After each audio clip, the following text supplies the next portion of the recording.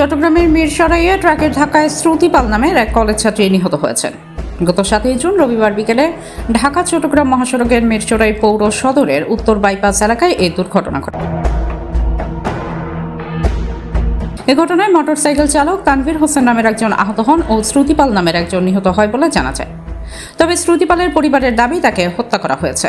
নিহত শ্রুতিপাল Feni teachers and training ইনস্টিটিউটের B Ed দ্বিতীয় বর্ষের ছাত্রী। তিনি চট্টগ্রাম নগরের আগ্রাবাদ এলাকার হোমিও চিকিৎসক টিটুপালের কন্যা। স্থানীয় সূত্রে জানা যায়, রোববার বিকেলে শ্রুতি তার বন্ধু তানভীর হোসেন আশরাফুদ্দিন ও রিজভি সুলতানা মোটরসাইকেল যোগে ফেনী থেকে মিরসরাইয়ের বিশেষ অর্থনৈতিক অঞ্চলের দিকে যাচ্ছিলেন। পথে মিরসরাই পৌর সদরের উত্তর বাইপাস এলাকায় পৌঁছালে তানভীর ও শ্রুতিকে বহনকারী মোটরসাইকেলে একটি ট্রাক ধাক্কা দেয়। এতে সড়কে ছিটকে পড়ে শ্রুতি ও তানভীর আহত হন।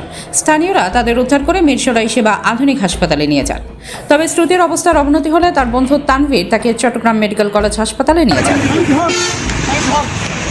মিরসরাই সেবা আধুনিক হাসপাতালের চিকিৎসক ডাক্তার শুভ জানান, সড়ক দুর্ঘটনায় আহত 2 জনকে হাসপাতালে আনা হয়। তাদের মধ্যে শ্রুতিপালের অবস্থা আশঙ্কাজনক হয় তাকে চট্টগ্রাম মেডিকেল কলেজ হাসপাতালে পাঠানো হয়। সেখানে কর্তব্যরত চিকিৎসক শ্রুতিপালকে মৃত ঘোষণা করেন। তবে নিহতের বাবা টিটুপালের দাবি, এটি সড়ক দুর্ঘটনা নয়, পরিকল্পিতভাবে তার মেয়েকে হত্যা করা হয়েছে।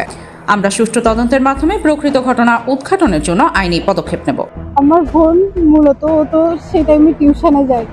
আমরা ভেবেছিলাম ও টিউশনে গেছে, কিন্তু ও টিউশনের জন্য বেরিয়ে যে ওর সিনিয়র আপুর সাথে বাইরে যাবে সেটা আমরা পরিকল্পনাও করতে পারি। পরবর্তীতে আমরা জানতে পারছি যে আমার বোনের অ্যাক্সিডেন্ট হয়েছে। এই বিষয়ে মিরসরাই থানার ভারপ্রাপ্ত কর্মকর্তা ফরিদা ইয়াসমিন বলেন, নিহতের বাবা বাদী হয়ে মিরসরাই থানায় একটি মামলা দায়ের করেন। এ বিষয়ে তদন্ত সাপেক্ষে প্রয়োজনীয় আইনগত ব্যবস্থা নেওয়া হবে। জি বলেন। ওই যে গত 7 তারিখে একটা মেয়ে মারা গেছে মোটরসাইকেল দুর্ঘটনায়। জি। তা আমি ওইটার মামলার কাগজে দেখলাম এখানে উল্লেখ আছে ধর্ষণের চেষ্টা, ধর্ষণ প্লাস ছিল হত্যা। তো এটা কিভাবে সম্ভব? এটা আসলে আমি আপনাকে বলি, এটা হচ্ছে ভিকটিমের বাবা বাদী হয়ে মামলা করেছে। হ্যাঁ, মামলা যে করবে কেউ বাদী হয়ে মামলা করলে তো আমরা মামলা না নিয়ে পারবো না। এটা এখন তদন্ত সাপেক্ষ আমরা তদন্ত করে উদ্ঘাটন করছি যে আসলে প্রকৃত ঘটনা কি। আমরা এটা জানলে আপনাদেরকে জানাবো। এখানে একটা ফুটেজে দেখা গেছে সরাসরি মোটরসাইকেল অ্যাক্সিডেন্ট করছে একটা ট্রাকের সাথে, প্লাস এখানে ভিডিও ফুটেজটাও আসছে। আমি আমার প্রশ্ন হচ্ছে যে মোটরসাইকেলে দুর্ঘটনা হয়ে মেয়েটা মারা গেছে, ঠিক আছে, এখানে ধর্ষণ বা হত্যার চেষ্টা বা হত্যা পরিকল্পিত এটা প্রসঙ্গটা কেমন দেখায় না?